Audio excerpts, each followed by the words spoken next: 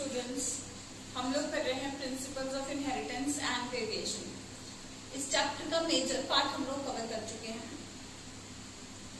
अब स्टार्टिंग में हमने देखा कि मेंडल ने कुछ लॉज डिस्कवर किए, एक्सपेरिमेंट्स कंडक्ट करके पी प्लांट में। मेंडल का सारा वर्क अनरिकॉग्नाइज्ड रहा। काफी साल के बाद रीडिस्कवर किया 3 साइंटिस्ट ने, काफी साल के बाद रीडिस्कवर किया 3 साइंटिस्ट ने, ठीक है। अब उसके वो रीडिस्कवरी के अलॉन्ग और क्या कुछ हुआ हमने देखा। क्रोमोसोमल थ्योरी ऑफ इनहेरिटेंस का पता चला, नई नई डिस्कवरीज होनी शुरू हो गई। प्लस वो सारी डिस्कवरीज ने और भी स्कोप ऑफ बायोलॉजी या स्कोप ऑफ जेनेटिक्स को हम कह सकते हैं बहुत ही ज्यादा बढ़ा दिया। लेकिन एक इंटरेस्ट भी जगा दिया। क्या इंटरेस्ट जगाया?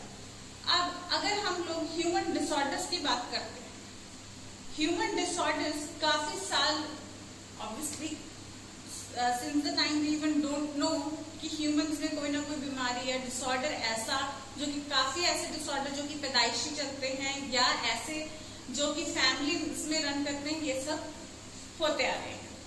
और इवन कि हम लोग बीइंग मेडिकल्स तो इस चीज को समझते ही हैं, लेकिन जो लोग इवन कि कुछ अनएजुकेटेड लोग भी होते हैं वो भी इस चीज को बहुत अच्छे से समझ जाते हैं। वो लोग इस चीज को कुछ लोग बताते हैं कि हाँ this particular person has this disease, इसके मदर को भी था, इसके ग्रैंड मदर को भी था, तो ये सब डिसऑर्डर इनके फैमिली में होता है। We see them talking, we often see them talking these things.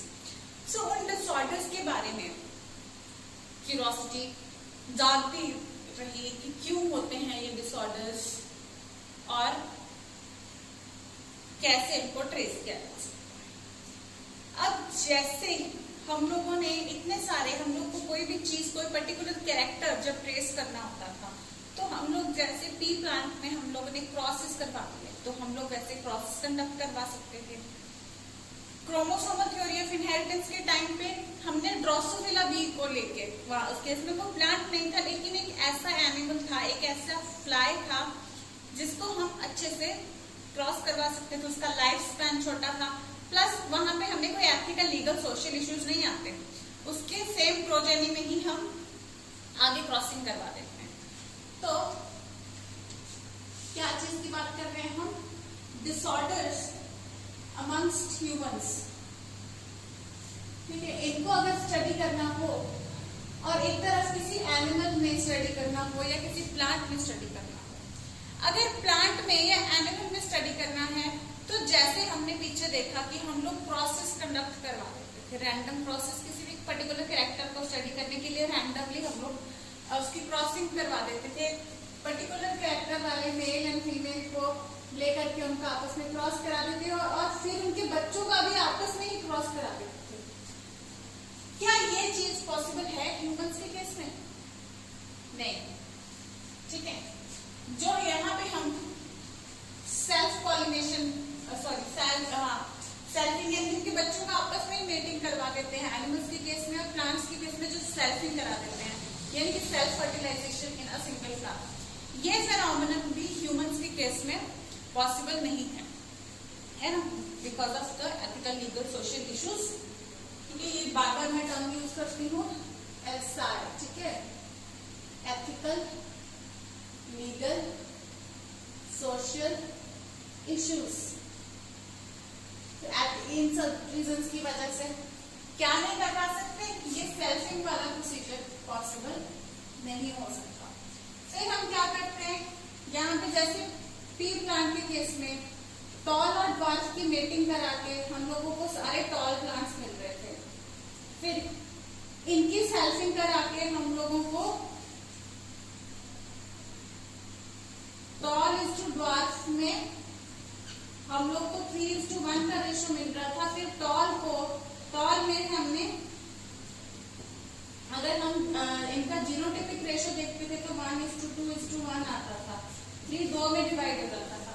अब ये पर्टिकुलर टॉल प्लांट का जीनोटाइप देखने के लिए हम लोग इन टॉल प्लांट्स को क्या करते थे, हम लोग इन टॉल प्लांट्स को क्रॉस करा देते थे उसके ग्रैंड पेरेंट प्लांट के साथ, जो कि रिसेसिव था। ठीक है, इस केस में हम लोग ग्रैंड पेरेंट नहीं था, क्योंकि हम इसको पेरेंट जनरेशन चूज करते थे बोलते थे, और इसको हम F1 जनरेशन और इसको हम F2 जनरेशन बोलते थे। तो हम कह रहे थे कि F2 जनरेशन में जो 75% टॉल प्लांट्स आते हैं उनका पर्टिकुलर कैरेक्टर देखने, उनका जीनोटाइप देखने के लिए कि whether it is homozygous tall और इट इज हेटेरोजाइगस टॉल, और here I am talking about the height character, or we can choose any other character also। तो वो पर्टिकुलर कैरेक्टर में जीनोटाइप कौन सा है वो देखने के लिए हम उस पर्टिकुलर प्लांट को रिसेसिव पेरेंट के साथ क्रॉस करा देते थे। ठीक है, तो वो रिसेसिव पेरेंट के साथ क्रॉस करा के हम लोग को पता चल जाता था कि whether it is homozygous tall और हेटेरोजाइगस टॉल। अब यहाँ पे इस पर्टिकुलर क्रॉस को हम बोलते थे टेस्ट क्रॉस। तो क्या टेस्ट क्रॉस ह्यूमंस में पॉसिबल है? सेल्फिंग पॉसिबल नहीं है, टेस्ट क्रॉस पॉसिबल नहीं है, नहीं पॉसिबल। मोर ओवर ह्यूमंस का लाइफ स्पैन बहुत ज्यादा लंबा है। किसी भी फैमिली का रैंडमली अगर हमें स्टडी करनी हो तो क्या है, इसका जो लाइफ स्पैन है वो बहुत ही ज्यादा बड़ा होता है। अगर मुझे आज मैं कोई स्टडी करना शुरू कर दूं, मुझे स्टडी करना शुरू करना है तो just a cockroach disturbing me, मुझे अगर स्टडी करना है तो मुझे क्या करना पड़ेगा, मैं एक ज्यादा से ज्यादा 3 जनरेशन स्टडी कर सकती हूँ। एक पर्टिकुलर जो पेरेंट जनरेशन हम स्टडी कर रहे हैं एंड उनके पेरेंट्स को हम स्टडी कर सकते हैं और उनके बच्चों को स्टडी कर सकते हैं। तो हम 3 जनरेशन स्टडी कर सकते हैं। और क्या हम आगे ऑब्जर्वेशन कर सकते हैं? तो I will grow old till the next generation, maybe I will not be even there for the next generation, so as to see the next generation, right. तो ये एक्सपेरिमेंट्स मेरे कंट्रोल में नहीं होगी और मैं वैसे भी अपने हिसाब से इनको क्रॉस नहीं करवा पाऊंगी। एक्सपेरिमेंट्स इनके किसी भी फैमिली के अंदर हम एक्सपेरिमेंट्स नहीं करा सकते और अपनी मर्जी से उनकी मेल्टिंग भी नहीं करा सकते। ठीक है, तो लाइफ स्पैन एक तो बहुत ज्यादा होता है। अगर मैं रैंडमली भी किसी जनरेशन को, किसी फैमिली को स्टडी करना शुरू कर दूं बिना अपनी इंटरवेंशन के, तो भी क्या है, मैं अपने लाइफ स्पैन में इसको स्टडी नहीं कर पाऊंगी। मोर ओवर जो हम एक्सपेरिमेंट्स करते हैं अपनी तरफ से, अपनी मर्जी करते हैं, वो हम किसी की फैमिली में नहीं कर सकते। ऑब्वियस रीजन है, that is just an obvious reason. ठीक है, तो जब मैंने ड्रोसोफिला में, जब मॉर्गन ने देखा कि ड्रोसोफिला में स्टडी किया तो मल्टीपल जनरेशन स्टडी करी, 2 हफ्ते में लाइफ साइकिल ही कंप्लीट हो जाता है और पर्टिकुलर क्रॉस बहुत सारे प्रोजेनी प्रोड्यूस कर देता है। उनकी परसेंटेजेस काउंट कर ली जाती हैं। ह्यूमंस के केस में उतने सारे प्रोजेनी भी नहीं प्रोड्यूस हो सकते हैं तो उनको क्या थोड़ी सकते हैं करने को, है ना, लेकिन फिर भी परसेंटेज तो हम ऐसे नहीं, क्योंकि हर चांस में 50% chance of the gender also, तो हर किसी में डिजीज का भी वैसे।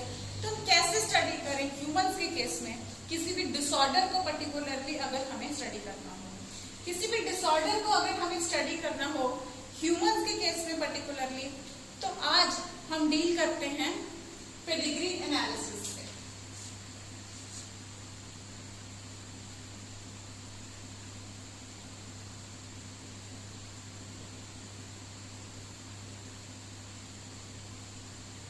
पेडिग्री एनालिसिस, एक चीज मैं आपको बताऊं, पेडिग्री एनालिसिस बोल रही है, यानी कि एनालाइज करेंगे हम किनको, पेडिग्री चार्ट्स को।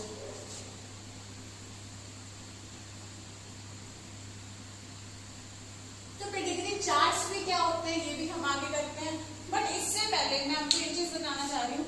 एक पर्टिकुलर, जैसे ही whenever you will enter your medical colleges, वहां पे एक पर्टिकुलर डिपार्टमेंट आता है हमारा पब्लिक हेल्थ डिपार्टमेंट। एक्चुअली जितनी भी हम ये चीजें स्टडी करते हैं, डाटा वगैरह लेना है, तो ये सब कुछ पब्लिक हेल्थ के अंदर आता है। उसमें हम लोग देखते हैं कि 2 तरह की स्टडीज होती है, long term studies and short term studies. तो long term and short term study में क्या है, जैसे कि ड्रोसोफिला के केस में हमने देखा, हमने तुरंत से एक्सपेरिमेंट्स कंडक्ट करा के डन कर दिया। ठीक है, लॉन्ग टर्म स्टडी में ह्यूमंस के केस में भी actually long term short term दोनों हो सकते हैं, लेकिन क्रॉस हम नहीं करा सकते।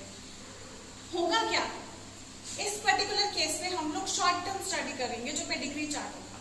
लॉन्ग टर्म स्टडी अगर हम करना चाहते हैं, जैसे मैंने आपको बताया कि मैं ज्यादा से ज्यादा अपनी जनरेशन में मैं 3 जनरेशन को स्टडी कर पाऊंगी, तो मैं कैसे स्टडी करूंगी लॉन्ग टर्म में?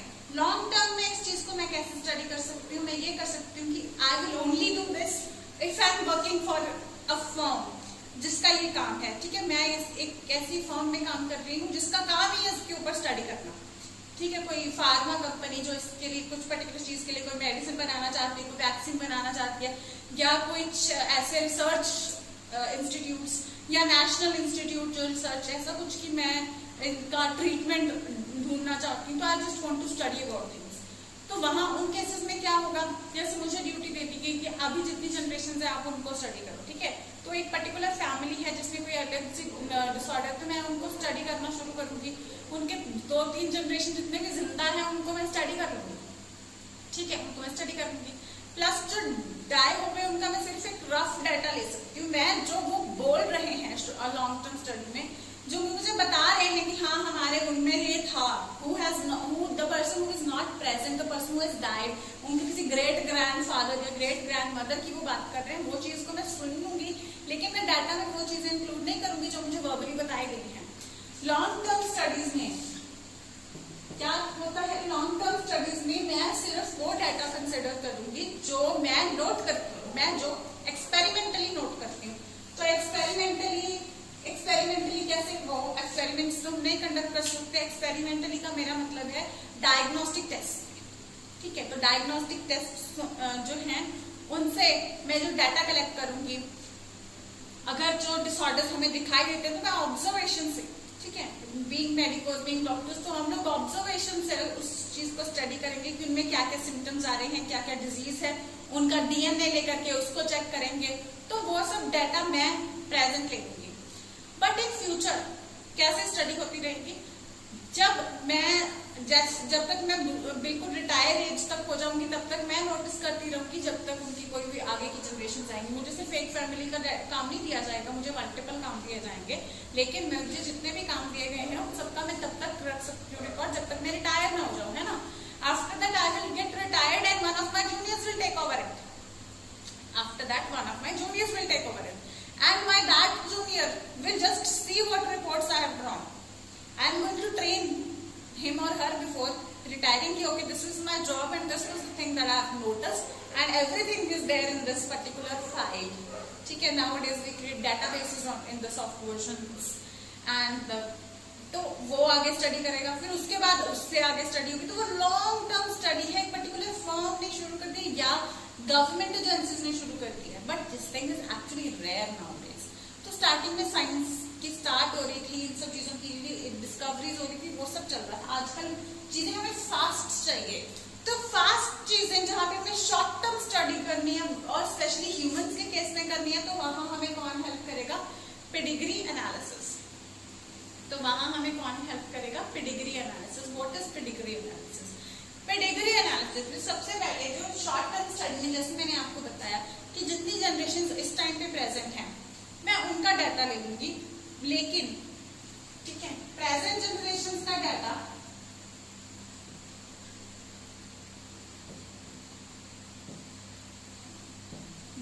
From present generation plus case history plus family history. Case history का मतलब होता है उस पर्टिकुलर जैसे किसी डिसऑर्डर को अगर हम स्टडी कर रहे हैं तो उस पर्टिकुलर फैमिली में जो इंसान डिजीज्ड है हम उसको स्टडी करेंगे, उसको कब सिम्टम्स आने शुरू हुए, किस एज में। केस हिस्ट्री का मतलब होता है अब सबसे पहले तो वो प्रॉब्लम बताएगा, उसको क्या फील होता है उसके बारे में, या हम उसको ऑब्जर्व करेंगे, ठीक है। तो उसके बाद हम वो हिस्ट्री बताएगा, हिस्ट्री में आ जाता है कि कब उसको कुछ पर्टिकुलर सिम्टम्स है, उसको कब आने शुरू हुए, कब उसको पता चला कि दिस वाज द थिंग, क्या वो सिंस बर्थ है, क्या सिंस ही वाज 5 years, क्या उसको रफली याद है, okay I think it was about 5 years back when it started, I think it was about 1 year back when it started. तो whatever the history was there he will just state to us that will be the case history of that particular case or that particular person. Then we are going to talk, did similar features appear? अभी देखेंगे कि जितने भी members अभी आपकी family में हैं, is anybody else also symptomatic for the same thing? he will tell us about all that. Plus we will ask him, did your parents have it, did your grandparents or great grandparents, are you having any of the knowledge that did they have some problem? ठीक है, तो हम वहां से data ले लेंगे।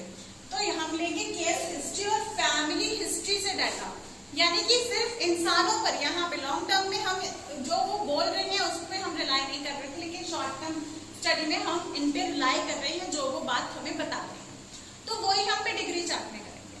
Pedigree में हम लोग एक्सपेरिमेंट्स नहीं कर सकते, ये सब टेस्ट प्रोसेस और ये सब नहीं कर सकते, लेकिन हमें कुछ डिसऑर्डर्स फिर भी स्टडी करने हैं। तो उनको स्टडी करने के लिए हमें हेल्प करेंगे कौन? Pedigree charts.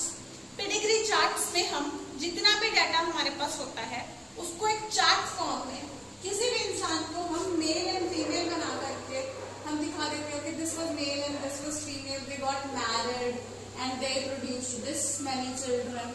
ये मैं बॉक्सेस और स्क्वायर्स और सर्कल्स क्या बना रही हूँ ये मैं आपको बताती हूँ। तो कुछ इस तरीके से चार्ट्स हम बना के देख सकते हैं। पेरेंट जनरेशन, उनके बच्चे, फिर this daughter married someone else, then उनके बच्चे। Okay, what I am drawing I just explain you कि इन सिंबल्स का क्या मतलब है।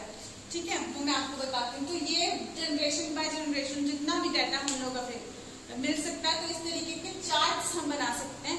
इन चार्ट्स को हम कहेंगे पेडिग्री चार्ट्स।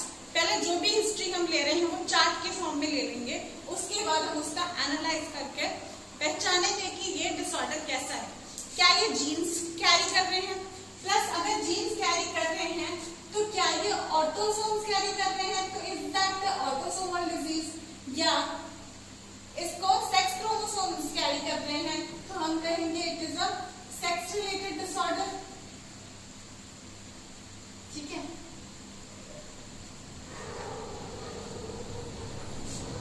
या it is a dominant disorder. तो ये दो कैटेगरीज में आ सकता है, ऑटोसोमल और सेक्स इनहेरिटेड। सॉरी, ऑटोसोमल और sex inherited.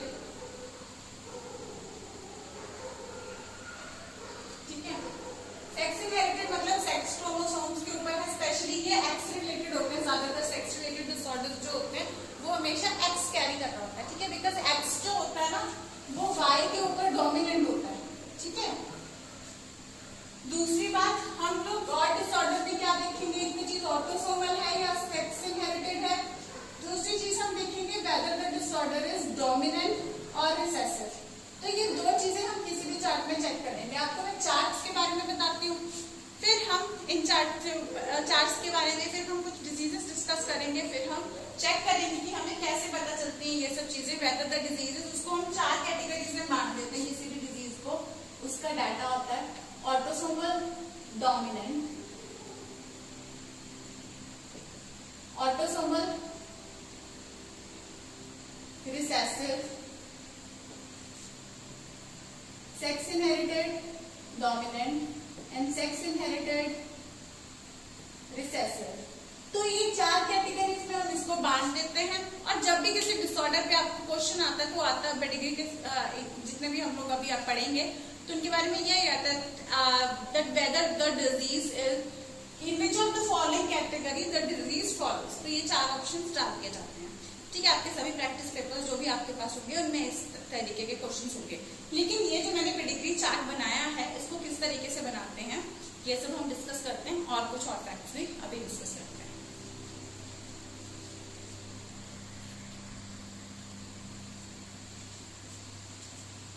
So we must know that pedigree is a strong tool to study any disease, disorder, same thing, disease, trait, or a particular character,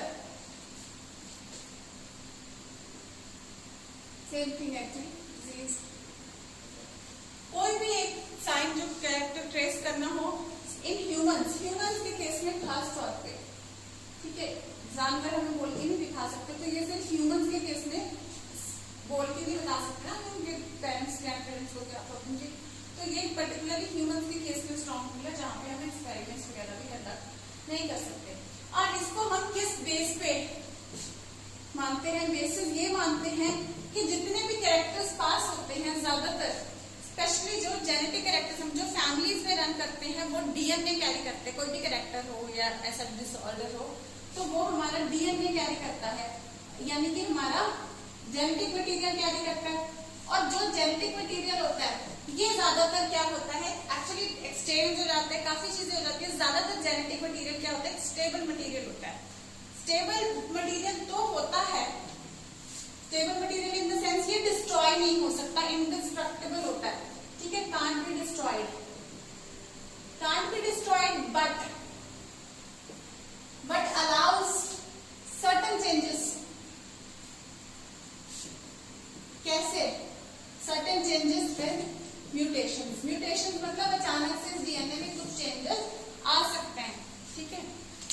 तो variations जो changes हैं specially mutation की वजह से वो इसमें आ सकते हैं। जब हम क्रॉसिंग ओवर की बात करते हैं, क्रॉसिंग ओवर में भी क्या होता है, मैटरनल पैटर्नल सेगमेंट्स एक्सचेंज होती हैं।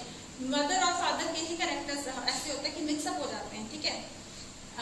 तो यही चीज होती है, प्लस दो पेरेंट्स से आ रहे होते हैं। लेकिन म्यूटेशन वो चीज है जो बिल्कुल ही नया कैरेक्टर प्रोवाइड कर सकती है, जस्ट बिकॉज सीक्वेंस ही वो चेंज कर देती है, डीएनए का जो स्ट्रैंड होता है उसी में चेंज ले आती है, ठीक है। तो अब इस चीज को स्टडी करने के लिए सिर्फ हम किस बेस पे स्टडी कर रहे हैं कि डीएनए जो है इंडिस्ट्रक्टिबली आगे जाता जाएगा, कोई भी पर्टिकुलर ट्रेट है उसको स्टडी किया जा सकता है। लेकिन म्यूटेशन कैन बी हिंड्रेंस है, जो अचानक से ही चेंज हो रही है, हिंड्रेंस भी हो सकती है, या हमें स्टार्ट से पता चल जाता है कि ये चीज अचानक से हुई है, पिछली किसी हिस्ट्री में नहीं थी, तो may be it is a mutation और समथिंग। तो ये सब चीजों को स्टडी करने के लिए हेल्प कर सकती है। अब इस केस में हम पर्टिकुलरली क्या ड्रॉ करते हैं, एक तरीके से फैमिली ट्री ड्रॉ करते हैं, and we call this family tree as the pedigree chart. This family tree as the pedigree chart. अब इस फैमिली ट्री या पेडिग्री चार्ट में सर्कल, यहाँ पे बेसिक टूल्स का बता रही हूँ मैं, पहले सिर्फ टूल्स का बताऊंगी अभी आपको मैं, ठीक है। सर्कल ड्रॉ करते हैं उसको हम फीमेल बोलते हैं, जहां पे बॉक्स ड्रॉ करते हैं उसको हम मेल बोलते हैं, और जहां पे हमें जेंडर का ना पता हो, मतलब केस स्टडी करते हुए, जस्ट केस जब कोई क्वेश्चन आ जाए बाय चांस, उसमें अगर इस तरीके का बॉक्स बना हो तो यानी कि उसका जेंडर हमें नहीं पता, सब सेक्स अनस्पेसिफाइड। जहां पे हम एक सर्कल और यू लाइन बना देते हैं, सो ये line shows marriage between a female and a male. So this is a female actually and this is a male. So this particular line से जब इनको ज्वाइन कर देते हैं सो ये चीज मैरिज शो करती है, ठीक है। अगर हम ये पर्टिकुलर जैसे मैरिज का साइन है, अगर इसको हम दो लाइन से शो करें, एक की जगह से दो लाइंस में शो करें, तो this is marriage between relatives.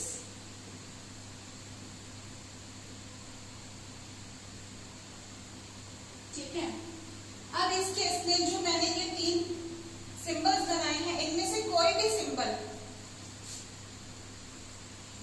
Circle,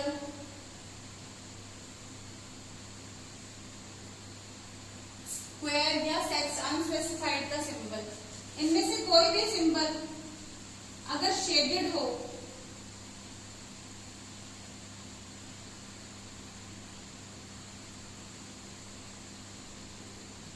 proper तरीके से, ये शेडेड यानी कि डार्कन कलर का हमें मिले, ठीक है, फिर हम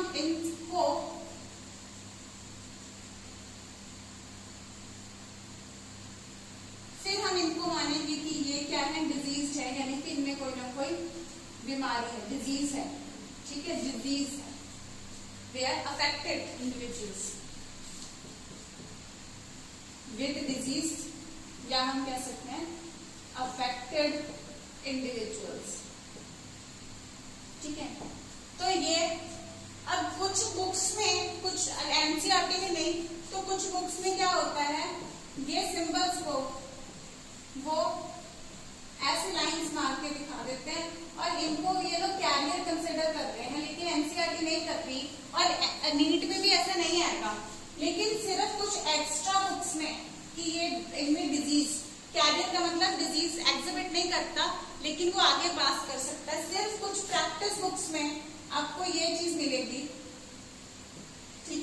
लेकिन एनसीईआरटी में ये नहीं है, प्लस ये नीट में भी ये नहीं आएगा। कैरियर क्योंकि खुद डिजीज नहीं शो करता तो उसको नॉर्मल ही दिखाया जाएगा क्वेश्चन में, ये याद रखना। तो इन कैरियर वाली चीज पे ध्यान मत देना, ठीक है। जस्ट आपको बता रही हूँ, नोट करके रख सकते हो, अदरवाइज इस पे आप लोग ज्यादा फोकस नहीं करेंगे।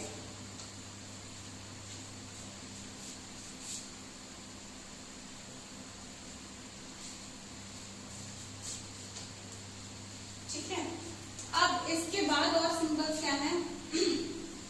जैसे we showed a marriage between a male and female with this line और a double line, anything. Double line जब रिलेटिव्स में हो जाए, ठीक है, रिलेटिव्स मतलब क्लोज रिलेशंस में बेसिकली, ठीक है, ब्लड रिलेशंस में, क्लोज रिलेशंस में हो जाए, तो इस केस में मैरिज के बाद जब हम यहाँ से लाइन ड्रॉ करके एक पर्टिकुलर लाइन इस तरीके से ड्रॉ कर देते हैं और इनके आगे हम जो भी सर्कल या स्क्वायर जो भी ड्रॉ करना है वो कर देते हैं, तो ये चीज ये शो करती है कि these both are parents which who married each other and their marriage produced these children, out of which these two are female childs, two girl childs and one is a boy child or a male child, ठीक है।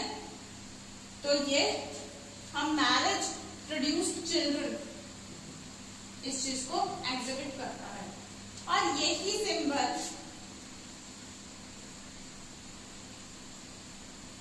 अगर इनमें से कोई भी symbol हो आगे, देखो इनमें से तो कोई भी सिंबल, जैसे ये प्रोड्यूस हो रहा है, कोई भी सिंबल इनमें से अगर डार्क हो तो हम, जैसे ये पर्टिकुलर डार्क है, तो हम लोग इसको कह सकते हैं कि इसमें से ये दोनों पेरेंट्स नॉर्मल थे, इनके दो बच्चे भी नॉर्मल हैं, लेकिन इनका एक बॉय चाइल्ड अफेक्टेड है, ठीक है। तो इस तरीके से ये सिंबल इसका हो सकता है, ठीक है। अब उसी तरीके से सिर्फ एक चाइल्ड को भी हम सिंपल ऐसे ही दिखा सकते हैं, एक चाइल्ड कोई भी, या चाइल्ड का नहीं पता है क्या है, तो एक ही तरीके से जैसे भी आप दिखाएं, सिंगल चाइल्ड को डायरेक्ट ऐसे दिखा सकते हैं। Plus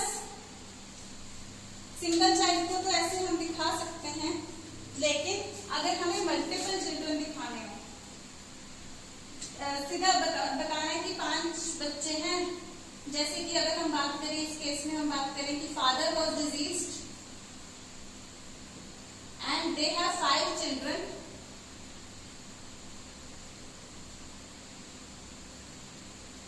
all of which are unaffected, तो हम ये बॉक्स बना के उसमें 5 लिख देंगे। ठीक है, मैं बड़ा बना देती हूँ यहाँ पे, जैसे कि द फादर वॉज डिजीज, ये पूरा शेड होगा, ठीक है, and we will draw it like this, और यहाँ पे 5 लिख देंगे। अगर हमें स्पेसिफाइड है कि all the 5 are girl childs, तो हम यूं भी 5 लिख सकते हैं। अब ये भी हो सकता है कि मदर और फादर दोनों अफेक्टेड हैं, फिर भी चाइल्ड में नहीं है, ठीक है, ये भी आ सकते हैं डिसऑर्डर्स। तो इस केस में हमें और भी चीजें पता चल जाएंगी कि डिसऑर्डर इज पर्टिकुलरली डोमिनेंट, कि यहाँ पे क्या था, वो डोमिनेंट एलीट शो कर रहा था। तो जो भी कैरेक्टर्स हैं हम आगे स्टडी करेंगे, ठीक है। तो अभी इस तरीके से आप लोग इस चीज को शो कर सकते हैं। तो टोटल चाइल्ड जब एक साथ काफी सारे दिखाने तो इस तरीके से 5, प्लस आप कोई भी आगे इस तरीके से इसको एक्सपेंडेड भी हो सकता है, जैसे 5 अनअफेक्टेड डॉटर्स, ठीक है, देन रेस्ट सन्स दिखा सकते हैं, कोई और डॉटर को दिखाना, एक बार 5 लिख दिया अनअफेक्टेड डॉटर्स। तो इस तरीके से भी इसको हम एक्सप्लेन कर सकते हैं, ठीक है। So these symbols you must practice first of all, that how you have to use them.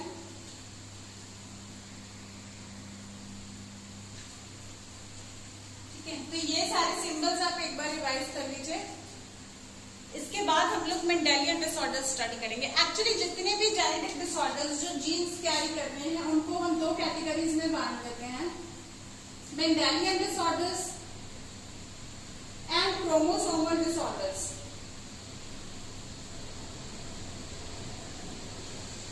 Mendelian disorders को हम वैसे ही जैसे मेंडल ने कैरेक्टर्स पास होते थे, मेंडल के कैरेक्टर हमें वो टॉल का पर्टिकुलर पास होता हुआ दिख जाता था, ड्वार्फ का लील पास होता दिख जाता था, येलोइश कलर का राउंड शेप का, वो सब जो है जिस तरीके से हमें पास होते हुए दिख जाते थे कैरेक्टर्स, ठीक उसी तरीके से हमें मेंटल डिसऑर्डर्स भी पास होते हुए दिखते हैं।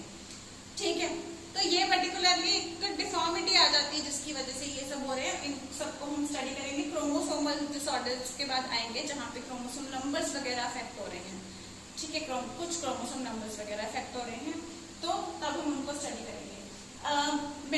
इनका पेडिग्री चार्ट्स का बहुत ज्यादा रोल मेंडेलियन डिसऑर्डर्स को स्टडी करने में रहता है, क्रोमोसोमल में इतना रोल इसका नहीं रहता है। मेंडेलियन डिसऑर्डर्स में यहाँ पे आप लोग डर गए होंगे ज्यादातर कि जो मैंने 4 ऑप्शन दे रखे हैं कि किसी भी डिसऑर्डर को उन्होंने इन 4 ऑप्शन से पूछ लिया तो हम लोग कैसे करेंगे। सी, इस एरा में स्पेशली अभी के टाइम पे जो नीट के एग्जाम्स चल रहे हैं, it is very easy for you. हम लोग प्रोसेस करेंगे, उस टाइम में भी आपको समझ आ जाएगा, लेकिन मैक्सिमम एनसीईआरटी के प्रोसेस ज्यादातर आ रहे हैं। ठीक है, तो आप लोग एनसीईआरटी वाली चीज अच्छे से कर लेना। बाकी क्रॉस को कैसे प्रिडिक्ट करना है वो सब हम मल्टीपल क्वेश्चंस भी जब आप लोग प्रैक्टिस करोगे उसमें भी आप लोग को बहुत ज्यादा क्लियर हो जाएगा। एक बार आप सिंबल्स अच्छे से दिमाग में बिठा लें, बिकॉज जब भी मैं ये पेडिग्री आपके सामने ड्रॉ करूंगी या कोई भी डिजीज आपको एक्सप्लेन करूंगी, मैं हर बार आपको सिंबल एक्सप्लेन करते हुए नहीं दिखाऊंगी, तो आपको ये सिंबल्स बहुत ज्यादा क्लियर होने चाहिए। देखो, मैं एडवाइस कर देती हूँ, पेडिग्री, डिसऑर्डर, ट्रेट, कैरेक्टर, किसी भी चीज को स्टडी करना जो फैमिली में रन कर रही है उसकी पूरी case history, family history study करने में मदद करती है। और ये सारे सिंबल्स हम इस्तेमाल करते हैं फीमेल के लिए सर्कल, स्क्वायर मेल के लिए, इस तरीके का सेक्स अनस्पेसिफाइड की क्या जेंडर है उसकी हम नहीं बात कर रहे हैं यहाँ पे, और दोनों के बीच में लाइन करती है तो it is a marriage between 2 individuals, and if we draw double line that it is a marriage between close relatives. कोई ना कोई तरह का ब्लड रिलेशन, अगर कोई भी इनमें से भी कोई भी बॉक्स कोई शेड हो जाता है तो वो डिजीज होता है। कुछ बुक्स में जैसे मैंने आपको बताया कि जस्ट ऐसे क्रॉस किया होगा, इसको कैरियर कंसिडर करेंगे, बुक्स में कंसिडर कर लेना, ठीक है, लेकिन एग्जाम में ऐसा नहीं आता। एग्जाम में कैरियर हमेशा फाइन दिखेगा, क्योंकि कैरियर में खुद में ये चीज ध्यान रखना, कैरियर ब्लैंक दिखेगा आपको एग्जाम में भी और एनसीईआरटी में भी। एनसीईआरटी में इतना कैरियर तो है नहीं, लेकिन एग्जाम में अगर ऐसा कुछ आ गया तो वो कैरियर हमेशा आपको ब्लैंक दिखेगा, क्योंकि एनसीईआरटी ने कैरियर के लिए कोई अलग सिंबल नहीं दे रखा है एज सच। तो हम फॉलो वही करेंगे जो इसने हमें प्रिंसिपल्स दिए हैं, ठीक है, क्योंकि इसी को नेशनल बुक माना गया है, इसी के अकॉर्डिंग हमें पढ़ने की इंस्ट्रक्शंस हैं। तो जो नेशनल बुक कहती है we have to follow that. तो कैरियर के लिए क्योंकि कोई अलग सिंबल नहीं है, और कैरियर को आप मानते हैं कि डिजीज इसमें नहीं हुआ लेकिन ये आगे कैरी कर सकता है, तो डिजीज इसमें नहीं हुआ लेकिन आगे कैरी कर सकता है, तो उसके आगे के जैसे कि इस पर्टिकुलर में हो सकता है पेरेंट को कैरियर हो, ऑब्वियसली हो सकता है कैरियर हो, है ना, क्योंकि इसके प्रोजेनी में आ गया, तो कैरियर के लिए हम इसको शेड नहीं कर रहे हैं क्योंकि इसमें खुद में डिसीज नहीं आया, तो उसको हम शेड करके नहीं दिखाएंगे। According to the national principles, NCERT principles, we are not going to shade it. Fine, हम लोग उसको हाफ लाइंस भी नहीं मारेंगे क्योंकि ये कैरियर तो अनअफेक्टेड है, अगर अनअफेक्टेड है तो हम इसको शो नहीं करेंगे, ठीक है, तो हम जिसमें डिजीज आए सिर्फ उसको शो करेंगे। एक्चुअली हमें कैरियर ज्यादातर जस्ट प्रिडिक्ट कर सकते हैं कि अच्छा इससे पूछेंगे तुम्हारे पेरेंट्स को था, तुम्हारे ग्रैंड पेरेंट्स को था, तब जाके पता चलता है, लेकिन यहाँ पे डिजीज इधर से आ रहा है। जब हमारे पास पेरेंट्स की हिस्ट्री वो सब है ही नहीं, तो we are not going to show anything over here, ठीक है, कि कैरियर था या नहीं। हम अपने नोटिस जितने भी, अगर आपको नोटिस करने के लिए कोई चार्ट आ जाए तो उसमें हम पर्टिकुलरली लिख सकते हैं कि father of this particular generation, क्योंकि इनको नाम दे दिया जाएगा A, B, C, D and all that. जब भी क्वेश्चन आएगा तो वहां पे हम लिख सकते हैं कि male A is a carrier according to my observation, तो वहां पे आपको ढूंढना होगा, लेकिन कैरियर को अलग से लाइन मार के आपको दिखाना, शेडिंग, अच्छा जो डिजीज शेडेड है और जो फाइन है वो इस तरीके से, और कैरियर को चलो बीच का कुछ कर देते, ऐसा कुछ नहीं करना है, रिमेम्बर, ऐसा कुछ नहीं करना है, ठीक है। चलो, these are disease which are shaded, and जब भी मैरिज के बाद चिल्ड्रन दिखाने तो हम इस तरीके से दिखा सकते हैं, सिंगल चाइल्ड दिखाना है तो इस तरह सिंगल चाइल्ड भी दिखा सकते हैं, प्लस मल्टीपल अनअफेक्टेड चाइल्ड भी हम इस तरीके से दिखा सकते हैं, सिंगल चाइल्ड भी हम लोग इस तरीके से दिखा सकते हैं, single female child, single male child, ठीक है, और सेक्स अनस्पेसिफाइड, इसमें लिख दो जितना भी नंबर है, अगर आपको बच्चे के नंबर पता है, अदरवाइज एक ही है तो बस एक ही बॉक्स बना दो, एक के बीच में एक लिखने की जरूरत नहीं है, ठीक है। अगर कुछ भी नहीं लिख रखा तो that is understood that it is one child. तो this is marriage that has been shown. Fine. And कोई भी box with a number means number of people unaffected. So कोई भी box सिर्फ progeny के केस में this. So this actually means 5 unaffected individuals. So this is particularly the symbols. These are particularly the symbols that you have to learn and learn it by today. And then we shall discuss the topics further. That's all for today's lecture. In the next lecture, we shall start with the mental disorders. Thank you. All the best.